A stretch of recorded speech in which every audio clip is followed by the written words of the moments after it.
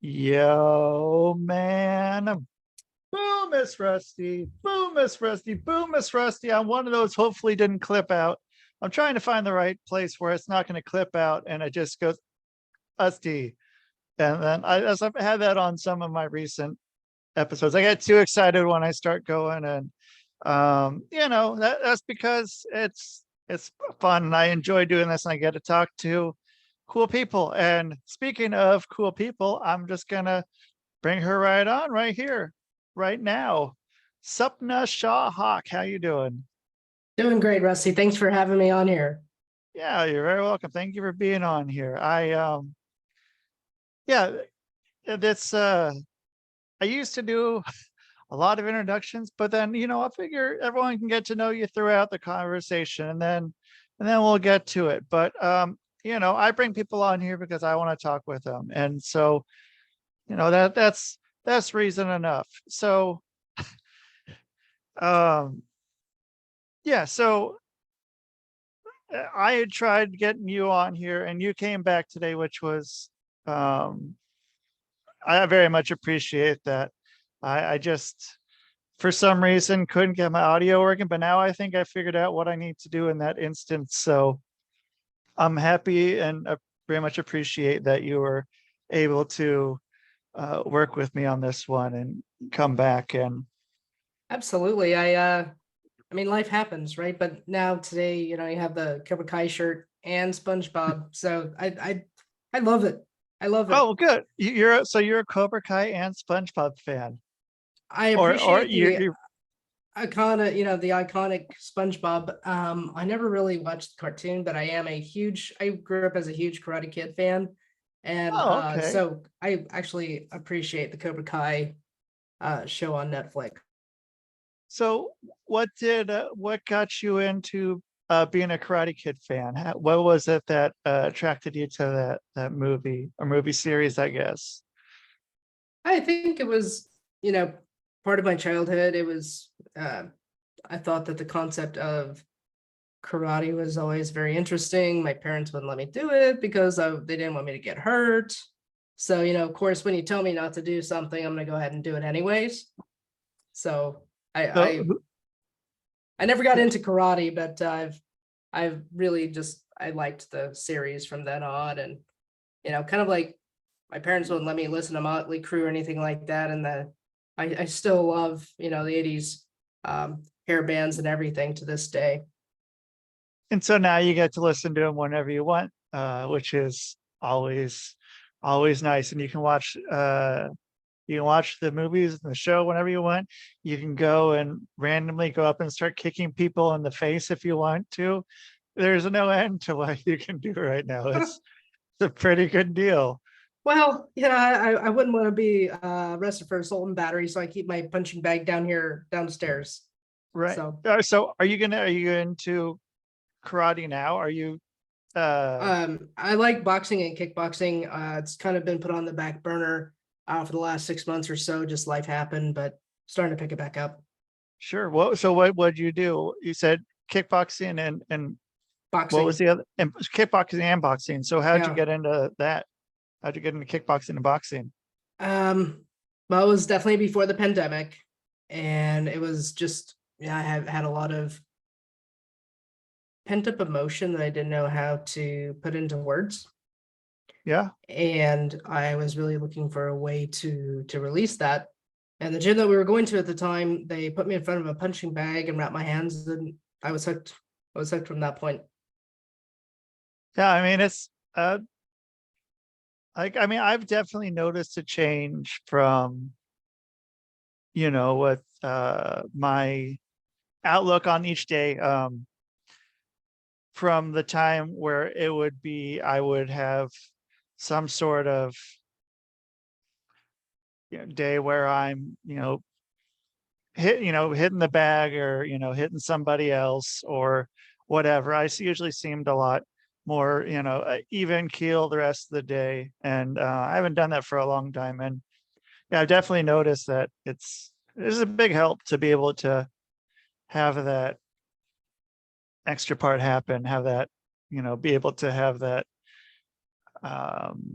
it's just release so much of everything that's going on. It kind of makes everything seem less, and it's overlooked a lot of times for things to do. But um so were you, I mean, did you ever get to or were you like working the bag? Do you end up working other people, or sparring with other people or anything, or anything like that? No, actually just the bag. And Just I never really want to, it was more just for a way to work out and for self-discipline. yeah. I, You, I oh, go ahead. No, go ahead. I was just waiting for your Oh, question.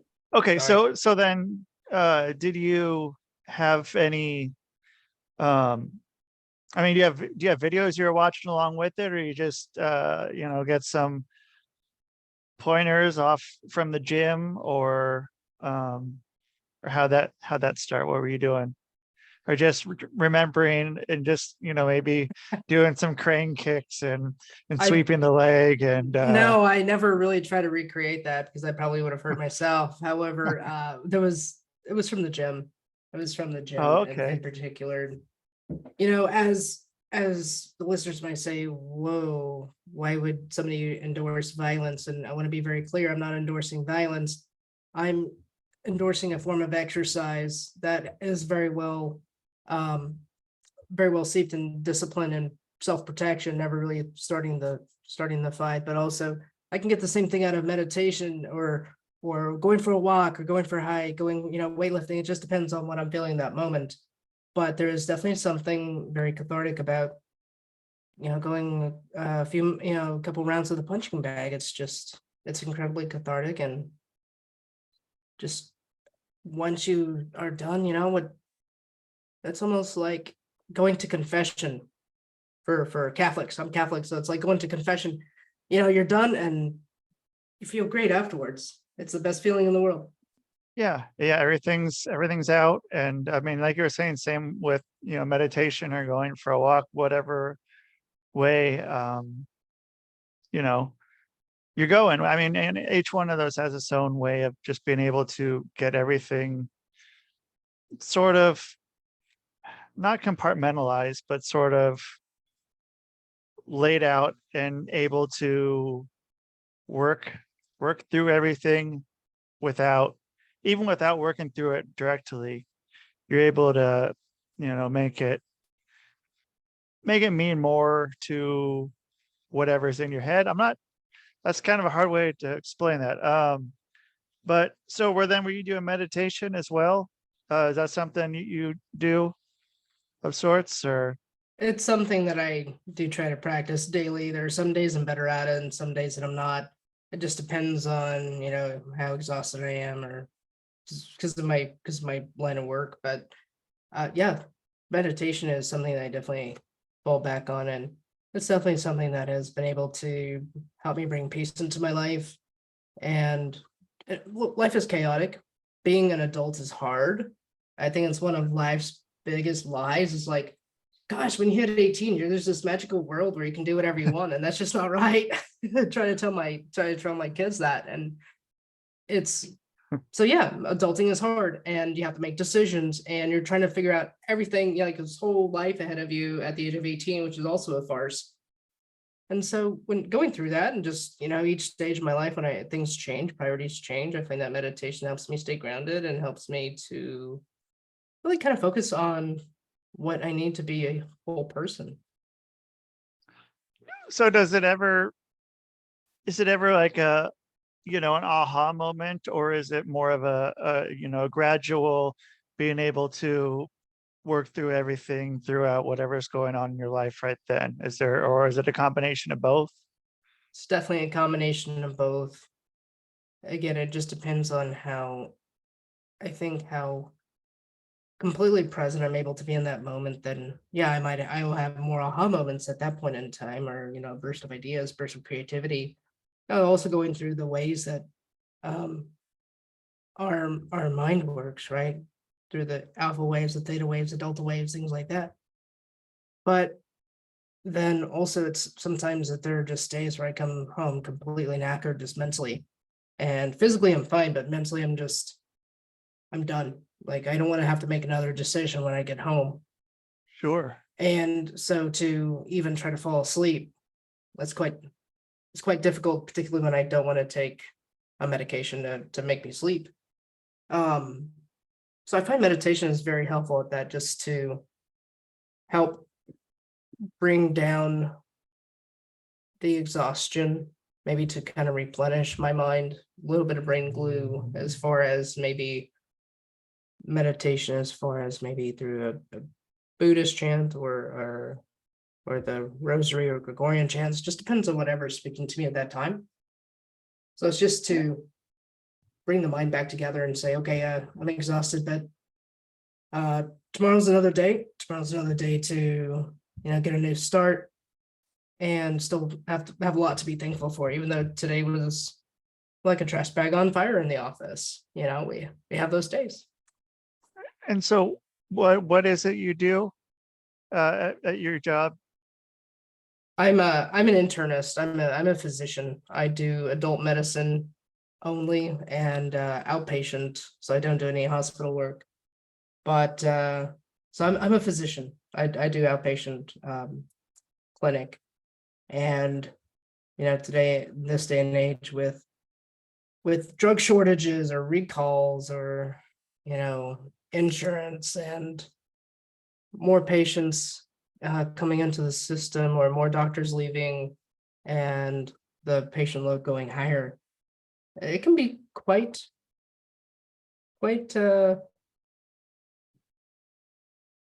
overwhelming at times, I would say. I still love what I do. 100%, and I'm very thankful and grateful for my patients. But there are a lot of workarounds that we have to do. For example, if I want to order a medication for a patient because that's what they need, and it's first or second line that they've tried and they have reactions to, but yet this medication would help them with their hypertension or diabetes, the drug company, and I understand that they have to recoup their investment, but a lot of times insurance companies will say, no, we're not going to cover it, or you have to try X, Y, and Z before we'll even consider covering it. Or we'll cover it, but it's like a tier 5, so the copay is X amount, and it's not Like affordable. a very high amount. A very high amount. Copay.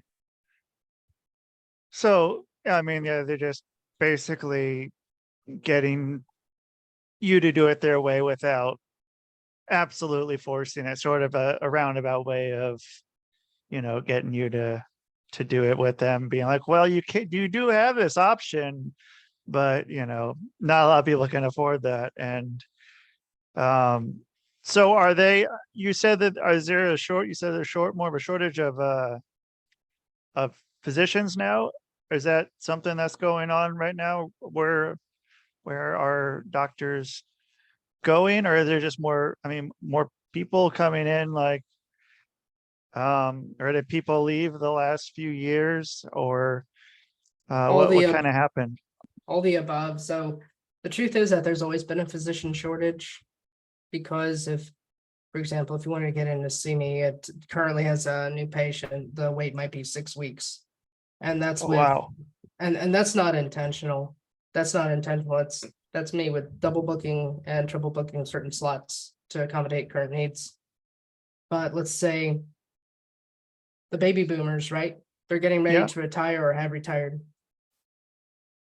20 to 25% as of 2000 or 2021, 2022, we're thinking about either retiring, cutting back, or leaving medicine altogether, because a lot of it's from the pandemic and just from burnout and moral injury. And then, you have maybe more medical schools popping up, but not enough residency spots, so it's a combination of everything. But there's always been a physician shortage.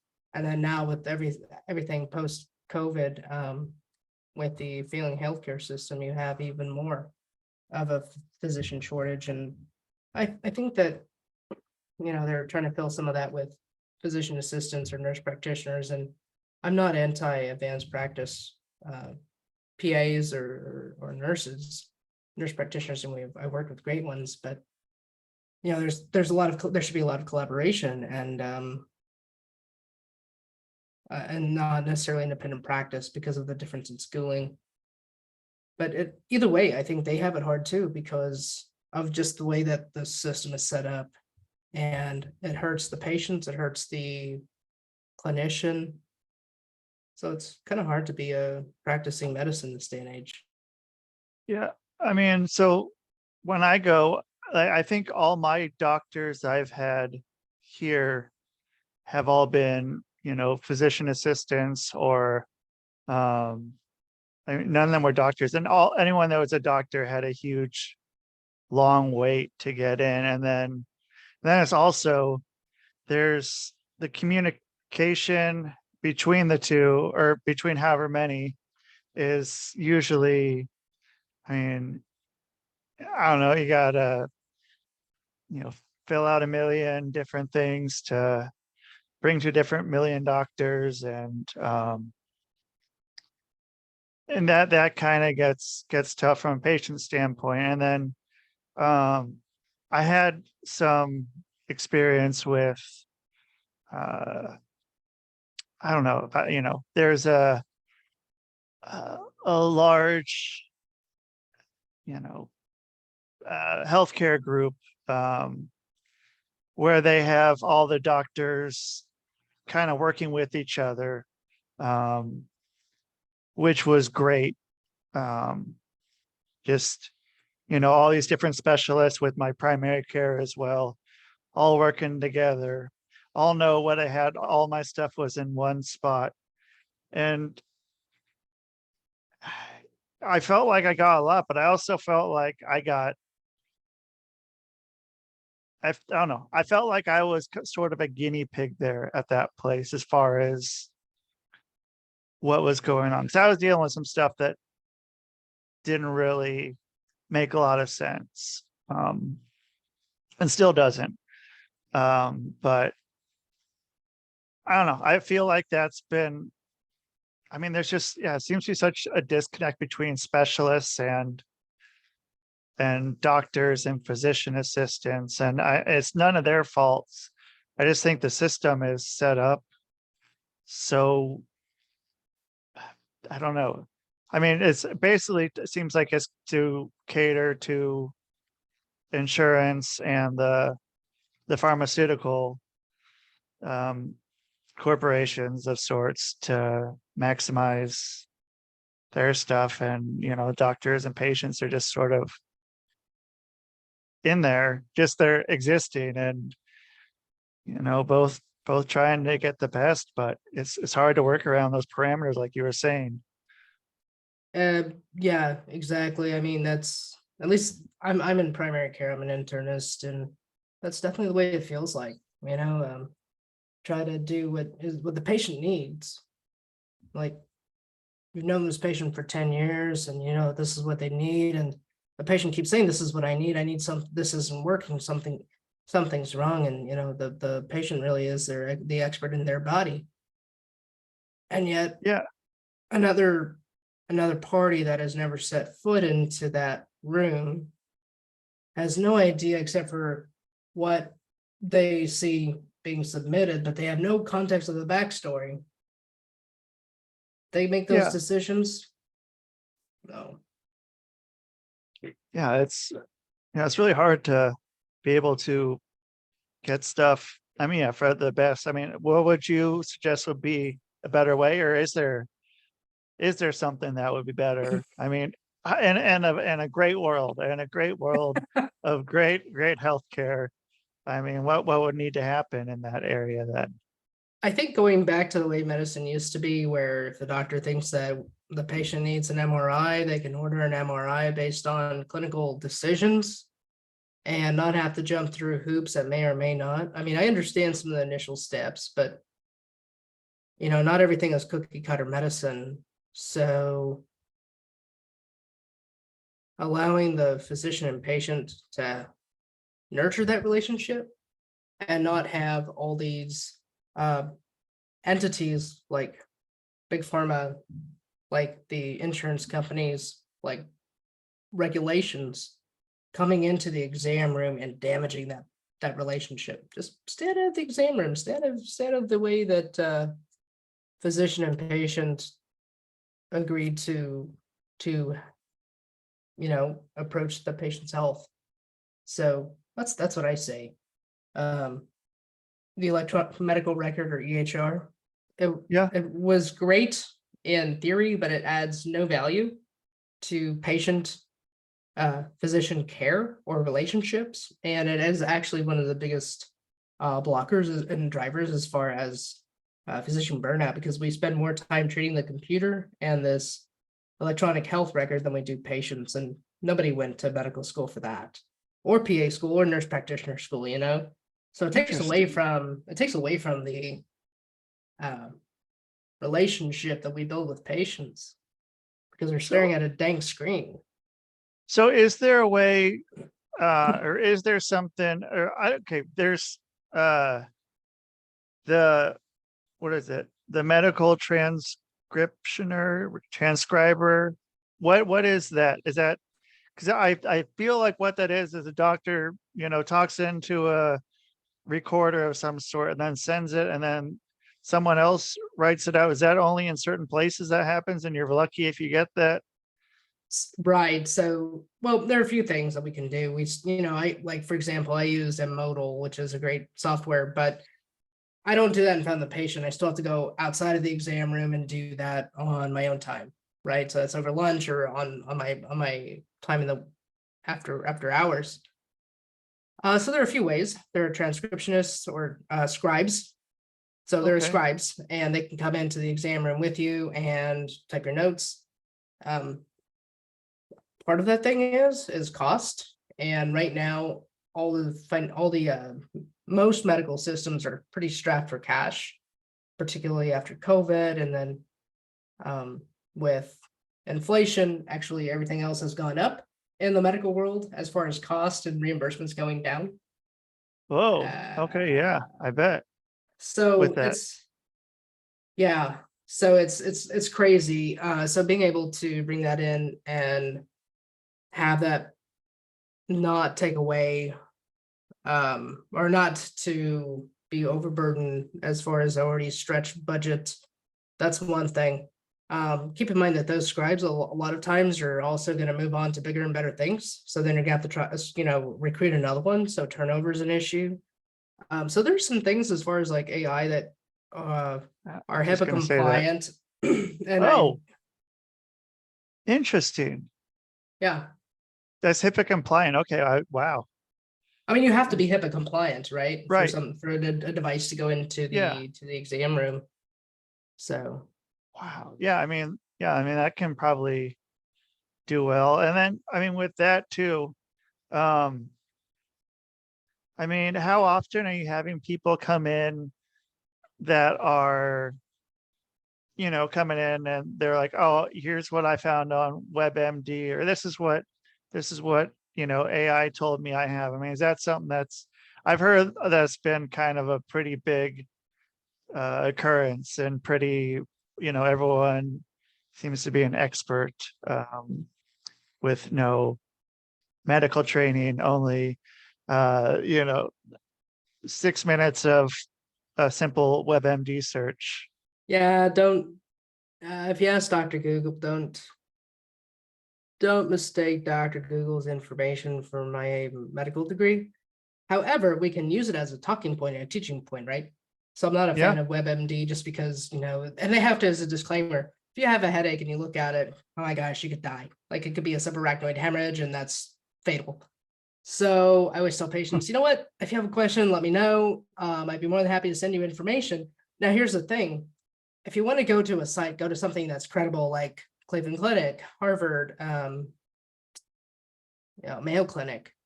Do something that's reputable and that actually have great patient information. Not to put WebMD down, but it's very generic. And I've read it, and it's like, okay, I can totally understand where patients get scared, because they're thinking of like the top 100 differential diagnosis, which is very rare. Once you get 100 diagnoses that are in your differential diagnosis, and death could be one of them. So of course. And so then there's panic, and it causes a lot more anxiety than I think it should. But we just use it as a teaching point. And hey, next time you have a question, just call the office. Yeah.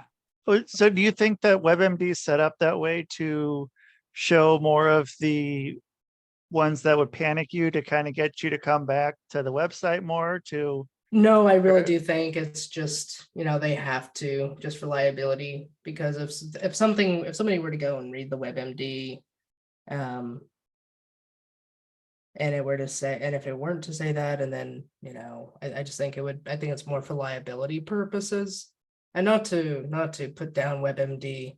I think it's a good resource for individuals, but I can also see where it can cause panic, whereas maybe some of the other sites would walk through in more general language and not so inflammatory.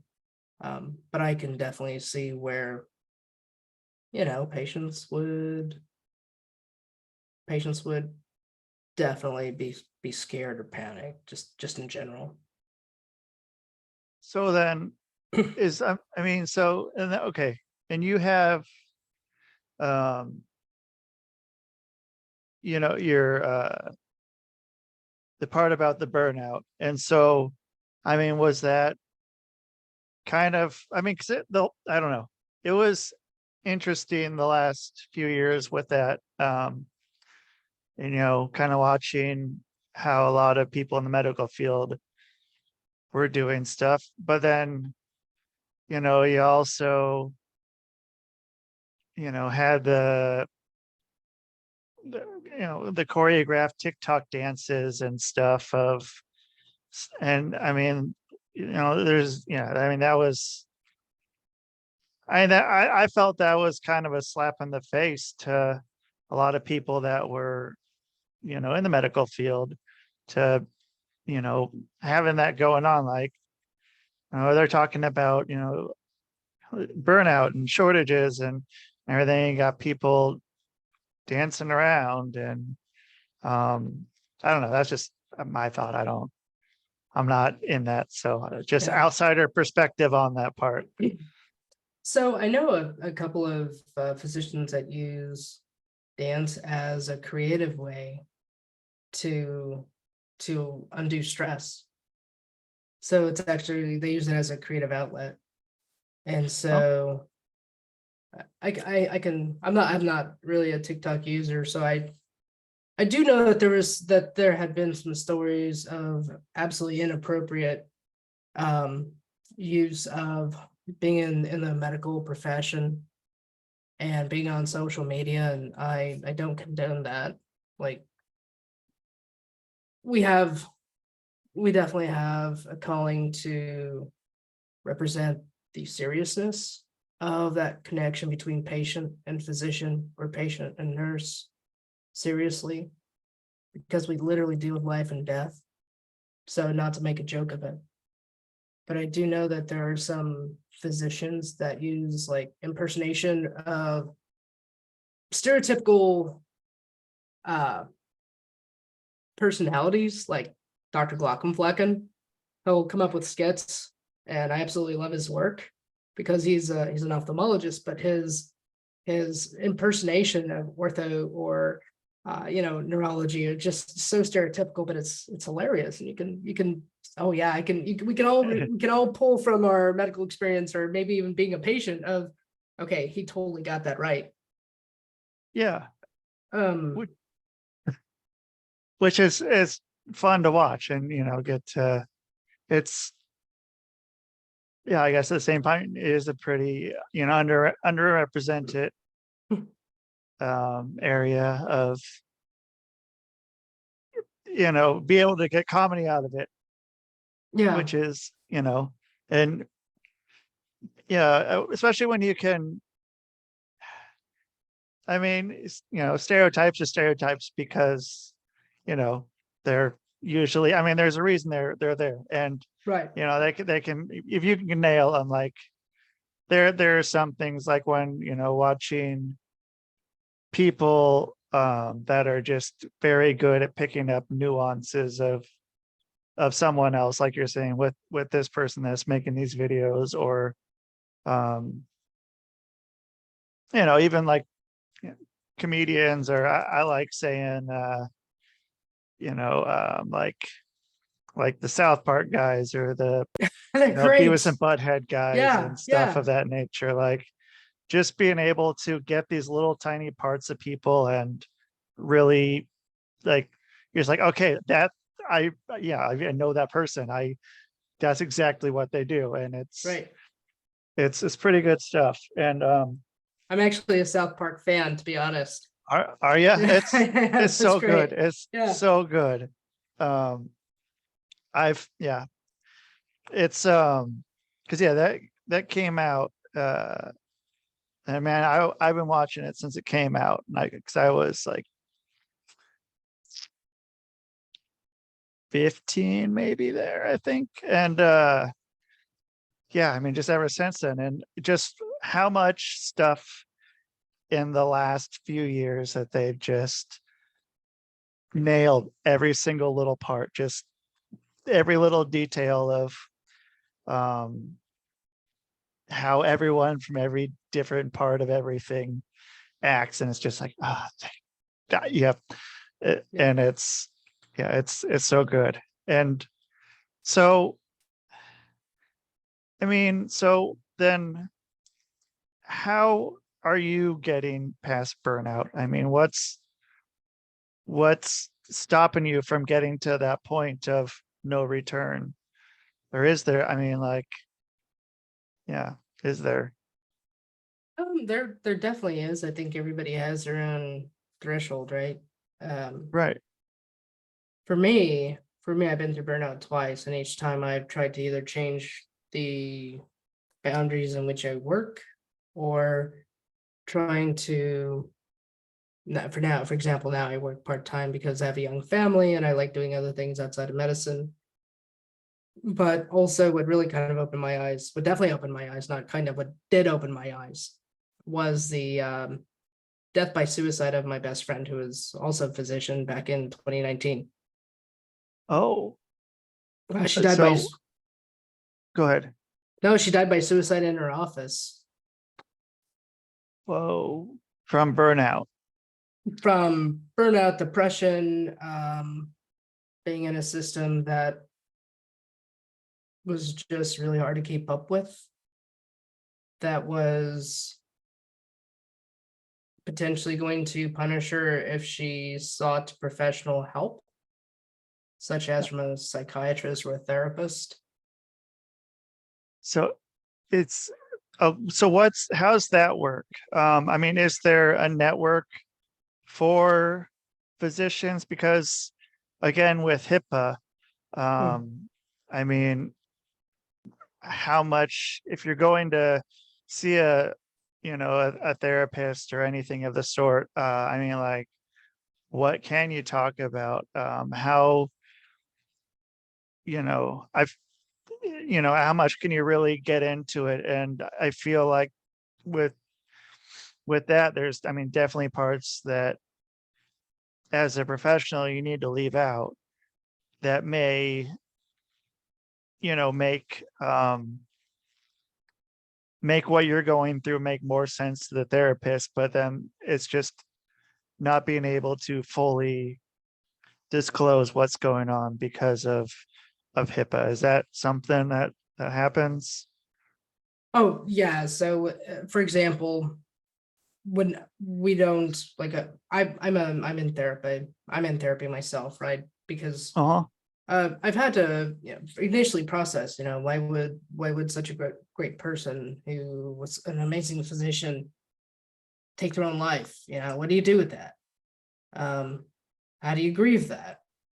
So you can go into therapy and you can say what you're feeling and general circumstances without using patient identifiers.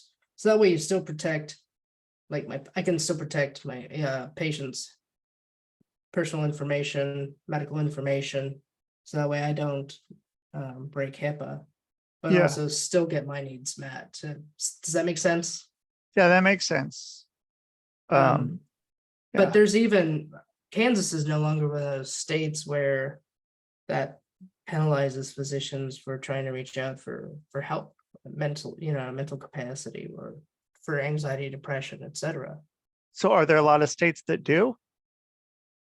Yeah, actually, every year when we go to fill out our medical license, one of the questions has actually been, do you suffer from anxiety? Do you suffer from depression? Do you suffer from X, Y, and Z?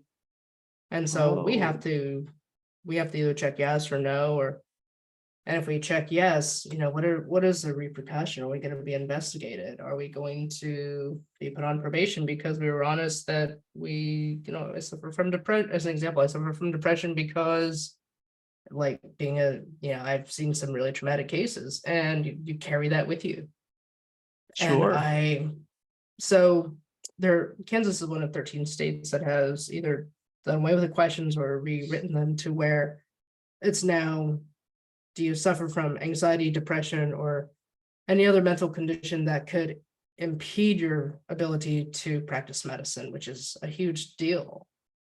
So that way, I'm not dinged for being human. I'm Right. seeking help, which is one of the first things that I would tell one of my patients, right? Yeah. I mean, yeah, why would the doctor not do the same, when the Right. doctor knows how well it works? Right. And it's because we're, physicians, and I'm sure PAs and nurse practitioners, they were literally scared of professional repercussion if we ask for help, because it can be hard. Life can be hard. Being an adult can be hard. But also when you work in a system that really impedes your ability to really take care of patients, or you actually carry a lot with you as a physician regarding your patients, regardless of the age, socioeconomic status, we carry a lot of that with us. So just so you know. Sure. Yeah. And so so there's 37 states that if will, Potentially. potentially, you could be setting yourself up for a lot of backlash of sorts. If I don't know, backlash is the right word, but The backlash investigation. Exactly what Yeah. is feared, because we don't know what's going to happen. It's like this vortex of unknown. And so then, yeah, how many, cases other professionals who are either not going to, seek out anything because of this, or do seek something out and get caught and, potentially lose their livelihood.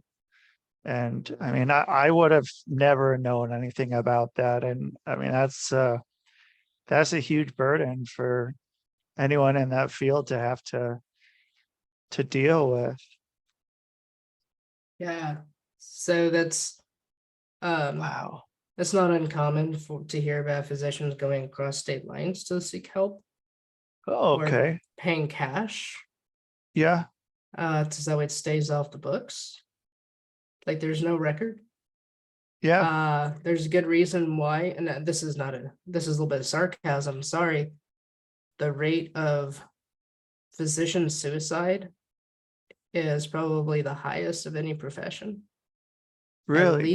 At least 400 die by suicide here in the United States alone every year. Two and a Well, half more. That's wow. like That's 2 not a medical number. school classes a year.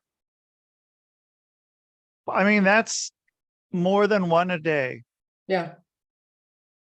throughout the year. Yeah. And that's never a statistic I've seen. And, that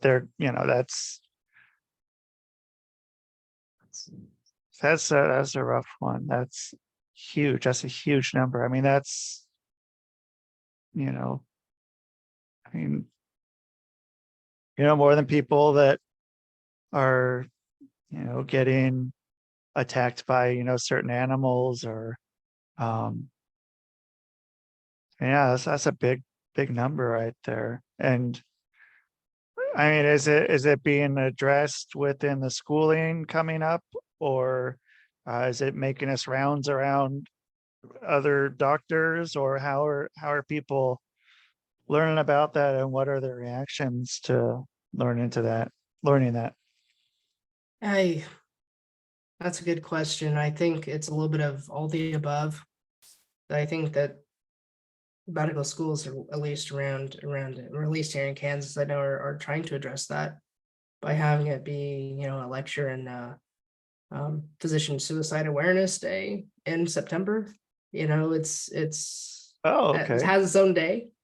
That's good. It has its own day now, and at least getting some recognition and some exposure to, yeah, someone who, could potentially, be, yeah, part of that statistic. And Right.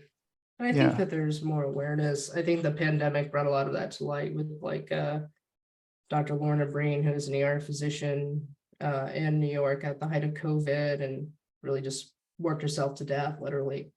Felt like she had nothing left to give and died by suicide. So I do Whoa. think that a lot of this has come out of the pandemic. Silver lining, not to be macabre, but it's more of the pandemic made a lot of things come out of the woodworks and a lot of out of the closet that we need to discuss. And so moving forward, yeah, there's more information out there about physician suicide and prevention and mental health. So I do think that the American Medical Association, the Surgeon General, they're listening. Yeah. It's just, and they're trying to put things in place, but the biggest factors, a lot of the culture of medicine and the entities that we had discussed before, making all the rules that apply to the patient-physician relationship within the exam room, those are big drivers, and those really have been allowed to snowball into this beast that is unrecognizable anymore. And it's hard for patients to navigate, and it's not patient friendly. It's definitely not patient centered. Yeah. And that's hard. That's hard because we're patients too. And it's insane. This is never the way that I think physicians would have believed that medicine would be in this decade. Is it, um, is this happen in any other places in the world, or is it just sort of something that's pretty exclusive to the United States? Unfortunately, physician suicide is not isolated only here to the US. It is on the rise in the UK, Canada. I don't know the statistics elsewhere. I don't know the exact statistics for the UK and Canada, but I do know that some of my colleagues across the pond and up north are experiencing similar, I would say, existential questions as to how are we supposed to practice medicine in a system like this, kind of expected to build a great thing out of, duct tape and sticks. I don't know how it's not compatible, it's not sustainable, it's definitely not possible. So I mean, so what, I don't know. I mean, so is it a brainstorming of what can be done, and like what would need to change to make it sustainable and, yeah, safe, I guess is the other word, sustainable and safe for, for anyone in the field? it's a great question. I think definitely leveling the playing field with um, the clinicians, PAs and nurse practitioners can definitely change fields every so often. I think physicians should have more fluidity in their ability to maybe go back for further training, so that may augment what they can bring to their local area that may not have it. For example, I'm in rural Kansas and we have a great practice here. But if I could go and get some further training in X, Y, and Z, and then, for example, if we didn't have any surgeons or if we didn't have anybody do colonoscopies, if I could have gone and got training and then bring that back to the community. That's not always black and white like that for physicians. There's a lot of No. red tape. So where a nurse practitioner or PA, and I work with great, and I think everybody adds value to the delivery of healthcare. But there's not as much red tape to maybe go and work in a different specialty. So for 5 years, they might work in ortho, then they might go and do something like work in cardiology or another, maybe outpatient, primary care as an example. But the validity of physicians to be able to do that is not like that. But it might be better if we were able to do that, seeing that we have the most extensive training, but then also eliminating debt, because the med school debt is about $200,000 after 4 years, and that's only for medical school. That seems even on the low side from what I've heard. It is. That's from a state school, but that's only medical school. That's not including undergrad. That's not including everything that you did for living expenses, for testing, for applying. That doesn't include if you took the more scenic route and maybe did a master's or two, because there are some people that do that. Yeah. And then you add interest on top of that. So I would say let's say about close to $400,000 to $500,000. So it's definitely not affordable with the trajectory, because we start 10 years behind the 8 ball. Yeah. And then then you get that, and it's maybe that's a big chunk of money to get through, when probably at the same time there's a mortgage with somewhat of the, maybe somewhere close to that same number. And you'd have to be a fool to take a mortgage on of that number with that much debt, but people do it. Yeah. People do it. Yeah. And yeah, it's a hard one. I mean, that's got to add to it as well. And just, do you think less people are coming up and wanting to be physicians right now, or you think there's still like a people that are always just going to want to come through and do it? Or what do you see from the next generations coming up? I think that they're smarter. I think that in they're what sense? They're looking more at the life work balance of how do I make this sustainable? Yeah, because the way that we're doing medicine right now, with the kind of the culture of, again, some of the things I shared with you, you would never have known that side of being a physician, right? Right. So bringing our humanity to light, and saying, okay, I don't mind working hard, long hours, but then I also need to carve out this time for my family and for other interests I have outside of medicine. And so, how do I create that niche or that lifestyle where I can be a physician and also be a whole person, and make that sustainable for like 30, 40, 50 years? How do I incorporate my interests into how I practice medicine? How do I incorporate who I am as a person into how I deliver care to a patient, which is, bringing your authentic self? I think that's more, I wouldn't say discussed in medical school, but I think it's more of an accepted way of just being with the younger crowd these days, with the medical students nowadays. And that's hopeful. That's how change is going to happen. And, we can have as much legislation as we want, but the truth is, even with that, culture change starts from the top down. And so I'd like to see some of those some new leaders from the younger generation step up with their new ideas, I truly would. I think it's going to be a richer, better world because they're going to think differently. They're going to have some great ideas being brought to the table.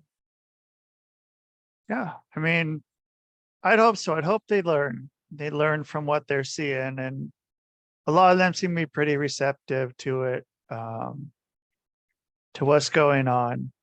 Maybe as more of a whole consciousness than individually, which, that part I'm not sure about, but I do think there's a lot of it coming to light, and that's a big help for whoever's coming up and whoever's in right now, um and then so with the younger generation and the podcast, you have a podcast as well, or are you able to, like, on your podcast, are you bring in these issues up, or what was, are you speaking with other people about what's happening or anything of that nature? All the above. So it's The Worthy Physician, and it was started back in 2021 as a way to grieve my friend's death. And also during the pandemic when a lot of things were uncertain. And Yeah.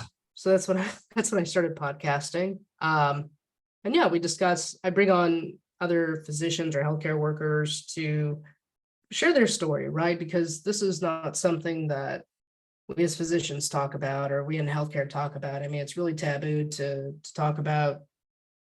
I feel like I don't know how to start grieving my friend's suicide. Oh, and I don't know how to process this because I've never gone through this. I need help. It's Yeah. kind of one of those things where we're not really encouraged to ask for help, but we are telling our patients to ask for help. Well, I need to walk the walk and talk the talk, right? So I'm Right. gonna ask for help. We're gonna normalize that conversation of we're all human. We've been through this. Burnout is more than just writing of a word. It's true stories of physicians, nurse practitioners, nurses that have come on, pharmacists, that have shared their journey, and really combating burnout through awareness and trying to reignite the passion for medicine again, because you can still be a nurse or a physician or a pharmacist, even though you're not doing it the traditional way. You can still help others in other non-clinical ways of just being creative. So, I mean, I've even had a gentleman on talking about his software, SmartNote MD, about AI, using AI in the exam room to scribe notes. It's a time saver. Yeah, and I mean, so I heard that Chat GPT 4 was able to pass the medical exam recently. Yeah. So I mean, do you think that's going to be something that's going to be along with that, sort of as like a physician assistant in a way? Do you think that's going to be something that's going to you see happening within the medical field, having it's basically, you know I don't know. I mean, I do, a bunch of different creative endeavors that I see AI can just do a lot better than I can right now. And um, it's frustrating in some parts, very much. But at the same time, being able to collaborate and being able to use it, like being able to use it for, doing show notes, right in the description, and for Right. the episode of this. I don't know how to do any of that stuff. I'm terrible at it, and just having something to, help out. I mean, I'm inputting the stuff, but it just able to, kind of do the rest of the stuff for me. And because I don't know. There are lots of different ways to learn things, and as long as you're still learning and not completely relying on it, I think Bingo. it can do some good. It can definitely do some good. And I mean, Yeah, I mean, I come from half analog, half digital world, and Yeah. so I kind of feel both sides pulling at me, and sometimes just like, I was talking with a friend last night about making music and just how easy that one was to just have something that can make a better thing than me, and 30 seconds takes me a couple weeks, and um but being able to use it together, like uh there's this program, it's AI program as well, where it can separate the vocals from the rest of the instrumentals, and Mhm. use being able to use that to be able to you know add an a cappella version of whatever to a different instrumental of something, is something that still involves the human and has that human part, but just being able to have something else to bounce it off of, that's there, especially when there's not another person there that can do it, or it's not financially feasible, um or even not being able to, find a person to help out, just having someone like that. So is that, you think that's going to be something that's going to be happening in the medical field? Is I something to can bounce off ideas, or I can definitely see it in that sort of capacity, or even like a virtual assistant. Even again, yeah, not only just doing notes, but maybe trying to generate, hey, what is the statistical possibility that this might be X diagnosis versus Y? What are the statistics? So maybe even as a sounding board, not to say that we as humans don't know how to look things up, but it's also nice to maybe use an instrument that has access to countless, just unlimited data. So I think as long as it's used with an ethical and logical intent and execution within the medical world, yeah. I do not see a problem with that. Like I wouldn't be the first one to adopt it. I'd want them to work out the bugs, and then I would Yeah, definitely look at doing that. If that makes sense. So that I makes don't perfect sense. AI is here to stay, and I think we're gonna see it just really blow a lot of things out of the water in a good way. And I think as long as the intention stays true and ethical, I don't see a problem with it. Yeah, yeah, I think it's that can be a big help. And I mean, Yeah. would you see it any other way, you think, used in the medical field that could possibly help with Um, curbing burnout? if we could get AI to maybe do some of the administrator roles, and maybe you know, take those meetings and send them out as emails instead of actual meetings. So that way I don't have to clone myself and be in two places at once. That'd be great. I mean, the Yeah, place where I am now, I think there's minimum meetings, but I can definitely, and when I say I don't mean my exact situation, but I can definitely see where physicians have to be on a committee, but yet, the meeting's at 7, but I have patients to run on at the hospital. That meeting at 7 is not going to impact my life, but it's impactful that I see those patients at 7 a.m. that are in the ICU versus going to a 7 o'clock meeting that's an hour of my life I will never get back. right. And that could be done by taking notes that someone else could take, and you can read over a quick synopsis, Right. even, yeah, throw it into Chat GPT and have it give you a summary in one page, get the cliffs notes, and if you really need to go and uh I can always send an uh, email, or I can always, but I think that if we could utilize um and maybe automate some systems that AI could do better, because they're gonna look at us and say, what can AI do better than a physician? I'd say, what can AI do better than a human in general, and where can we make it more efficient so that way it frees up our time to be doing more meaningful tasks, you yeah, know? like really being able to get in with the patient and really, because I mean, yeah, with some of that, I mean, it's got to take away at least some of your focus. You know, you're not, it's got to, you know, you don't have that. You got to think in your head, okay, I'm gonna have to go and write this down later. I need to remember that part, and you know, I need to, you know, worry about going to this meeting, and yeah, I mean, just being able to kind of get around that and Yeah, just get be into something different, you know. be Uh, perfectly present in the moment with that patient at that time and yeah, not have to worry about anything else. yeah. Yeah, that's what I strive for. That's what I strive for, honestly. Oh, I hope it gets there. Yeah. Um, and then also you have a book too. You have a book, Thriving After Burnout. Yes. I wrote about my journey through burnout and overcoming it, and how podcasting has been a creative outlet for me, and has also connected me to others.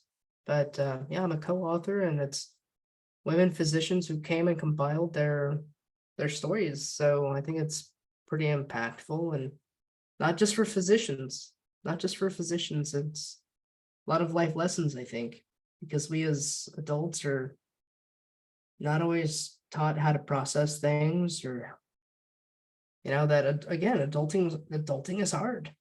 Yeah, right. Yeah, no one told us that. Some people probably did, but you know, yeah, I think yeah, we were thought it would be pretty easy, and can't wait to Yeah, exactly. get there. And then it's like, oh yeah, okay, well, I guess we're here now, so let's do this. And yeah, um, and so where are people going to find that book if they're out hunting? Sure. So it is available on Amazon, where I also have a link to it on my website. The Which worthy phys- is, oh, the sorry, go worthy ahead. oh no, sorry, theworthyphysician.com. And then over on the side, on the click down menu, you can click the link to books, and it'll take you to that one. And then, so, yeah, so anyone that wants to find you, they should just go to the website, and it'll have anything they can need to know about Sapna Shah-Haque. And in the realm of being a physician discussing burnout, yes. Aren't we all complex creatures? Yeah. So that there's more. There's something else. Maybe we can say that for something. Yeah, yes, but it's everything regarding my work on physician burnout. That's on the website, yes. And also the my social handles as far as Instagram and LinkedIn, Twitter, everything else. Okay. Yeah. So I'll just put a link to the website in the description, and then yeah, I'll make it easy to get you and check everything out of yours. Make sure they're following you, linking up with you, and everything that they should be doing. And yeah, I think that's probably pretty all right. So then, um, yeah. So I mean, what's gonna happen with? I mean, like, what's been your best takeaway from, you know, getting working through burnout, um, that can kind of be put into any part of anyone's life? Sure.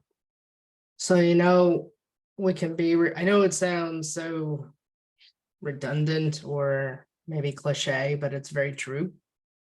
And that's, we're replaceable at work, but we're not replaceable at home. Yeah, because if we can be replaced in a matter of hours or days. If I were to drop dead tomorrow, I guarantee I'll be replaced at work, but nobody's going to be replacing me here at home with my family and my friends, because there's only one me. Yeah, Oh, I like that. And like, yeah, stuff that's redundant or cliche is usually pretty spot on, because I mean, there's a reason why it's true, there. So true. And that's the reason why people say it. So yeah, I mean, just because it's said a lot doesn't mean it's any less correct. So yeah, I'm very much agreeing with you on that one. So Sapna, thank you so much for being on, and it was great getting to meet you and talk with you for this. And I hope everyone gets to learn a little bit more and have something that they can have some more understanding of that they might not Sure. otherwise. Yeah. And then thank you everyone for listening, everyone in the studio audience over there. And that is the show, man.